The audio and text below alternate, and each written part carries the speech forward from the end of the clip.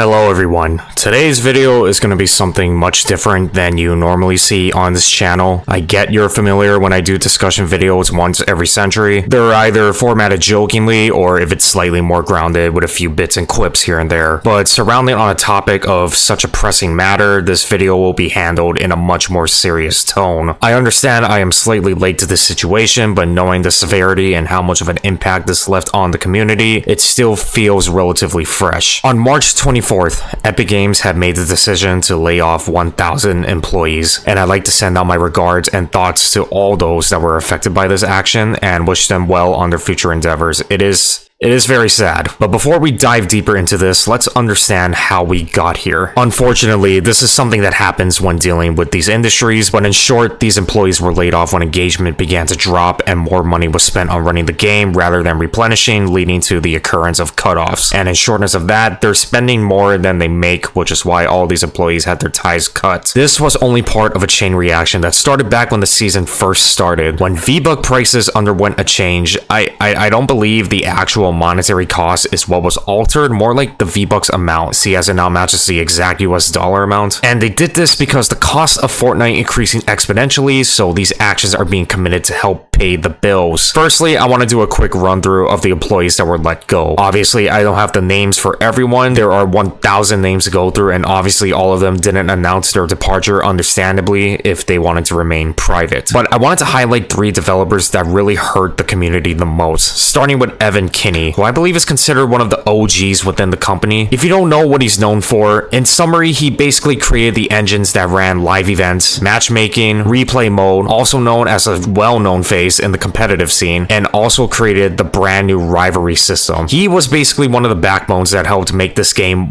what it is today, so this layoff feels very betraying. There's also Steve Danuser, the man who helped bring the storyline to life, especially during Chapter 7. And lastly, this one is probably the most tragic one yet, Mike Prink. I don't recall exactly what his position was, but he apparently is fighting brain cancer, and not only did he and his family lose the income connection, they also lost their life insurance, which helped them afford pretty much every finance. Adding this on to the effect of Tim Sweeney and the executives' inactions on not fully looking into who they were firing is just heartbreaking to see. These are humans after all, and it does make me concerned for the future of this game, because if these members are gone, who is left to follow in their footsteps? It's most likely those who have little to no experience in those fields. Now, as much as I love to talk about these workers, we have to look into why Fortnite is struggling to pay the bills. I don't have a grasp on what those are, but I believe I can walk us through a hypothetical. Now, I have no idea what those figures are, so I am solely basing these off of information I only have access to, so it's obvious it will be inaccurate. So let's start off with the relevant numbers. CEO salary. He will have the highest receive out of anyone who works there, but it is not publicly disclosed, although he is a billionaire sitting on a net worth between 5 to 9 billion. I don't want to go too extreme here, but a billionaire is going to get the most out of everybody, so on a speculation note, let's say his salary is roughly 1.5 billion. Now we look at employee salaries. I don't entirely know what the average wage is since it is constantly fluctuating, but with 4,000 employees, let's say it is around 500 million across a shared wage revenue. Next is the cost of the game servers. 2 million a month for a whole year, 24 million. Now for the real crunchy numbers, starting off with IP rights. Now, of course, the exact amounts are almost impossible to find since these deals and collaborations are done in private, but let's say hypothetically they pay up front with whichever brand they're partnering with for a shared sale. And Epic Games have been doing collabs since 2018, dating back to the Infinity Gauntlet LTM. Of course, every estimation will never be identical, as the cheapest can go from indie animation to the most expensive of Marvel and Star Wars. But if taken into account, there have been multiple collabs every year for 8 years straight, and on average approximately up to 10 or more big collabs per year. So potentially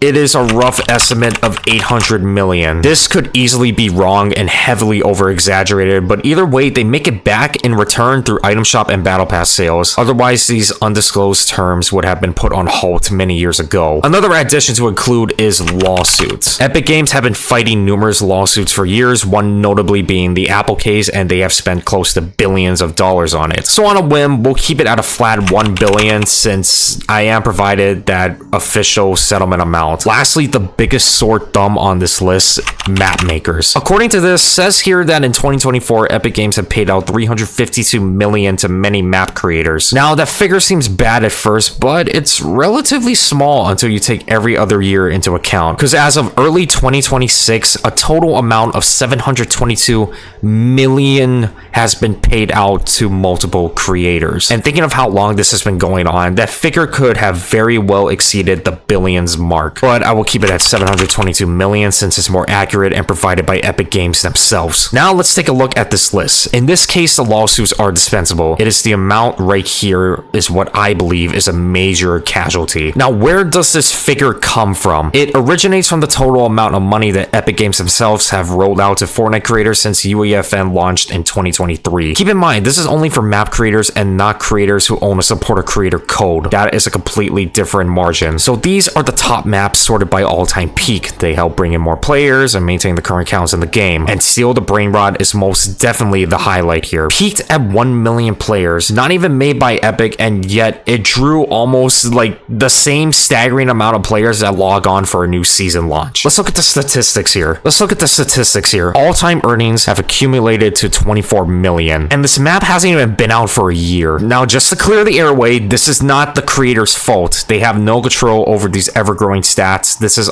all on Epic's part. And in a 24-hour span, nearly 50K. Again, no idea what the average salary is for an Epic employee, but let's say hypothetically their salary is lower than this. This map is just sitting on the discovery page and is making more money than an employee who is working day and night to create a functioning game. The biggest gripe I have with this is how easy it is for Epic to put your map in discovery if it happens to be repetitive and copy and pasted. They don't support originality, they look at numbers and see that as a moneymaker. Let's take these maps for example, Tilted Zone Wars, Go Goated, and The Pit. While they look different on paper, these are still very similar PvP maps and they are still pulling in thousands of players on the daily. Tilted Zone Wars has made 21 million, Go Goated has made 31 million, and The Pit has made 30 million. This is on a repetitive standpoint, so let's take a look at the copy and pasted. Red versus Blue. These maps are basically the same with thumbnails that are either showing new weapons or clickbait AI generations, and yet they still manage to be considered the top maps. Like, look at this. It's ridiculous how Epic sees these maps and endorse all of this. This right here is the #1 Red versus Blue map. Millions of dollars. Next one, millions of dollars. Next one, may not have met that range, but $500,000 is still ridiculous. The problem with this system is how easy Epic have designed it to where you can create something so simplistic or pleasing because, let's be realistic here, this game is aimed for kids who are glued to their iPad 24/7 and watch whatever mind-numbing content on loop. So most of these maps check those boxes, already dragging in a strong amount of players. They will push that map into the discovery. That point on, Epic has given full support behind your map and will keep marketing it so more players will log on every day to play that map. Each hour you are banking hundreds and soon in the thousands, and now you're gaining 5 to 6 figure payouts. And with this consistency, you are now on the path of making close to millions of dollars just by doing the bare minimum. And it turns out map creators are receiving 40% of Epic's shared revenue. Now, of course, creators would want to receive something in return, otherwise they would not advertise this game and would never have made it to the status it has today. But remember, with creator codes, the gateway is merely 5%, which is regained from any real-time purchase, and that accumulated amount is paid out to you by the end of the year. Now, I understand that big name creators get a much more higher payout due to their large following, but for 1 year I had my code for, I only received barely over $100 coming out of Epic's pocket, so that isn't a whole lot. But then again, there are thousands and thousands of creators who have their own code, and I don't know what the exact estimation is, but I can say with the utmost confidence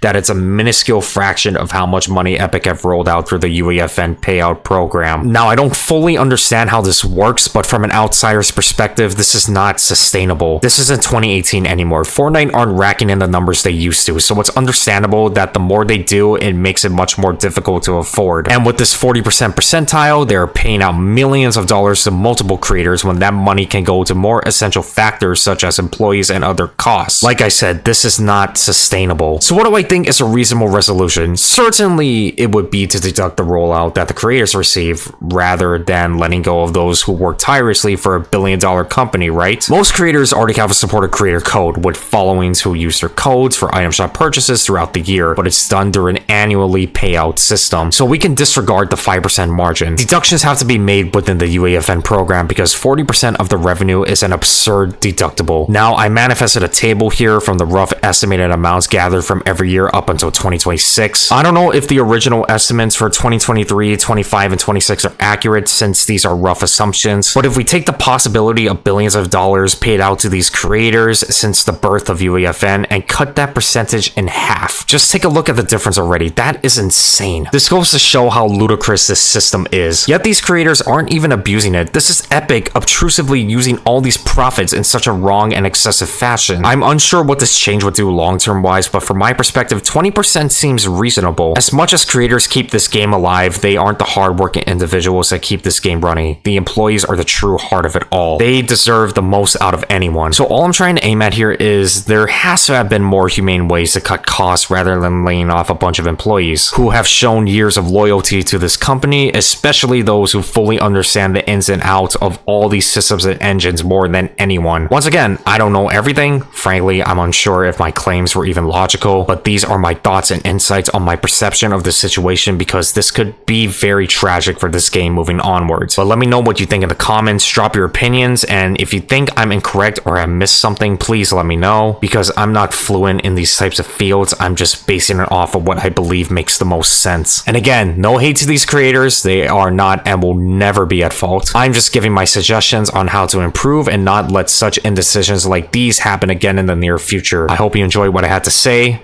and I'll see you guys in my OG Season 8 video. Shoots. Good night, girl. I'll see you tomorrow. Gee.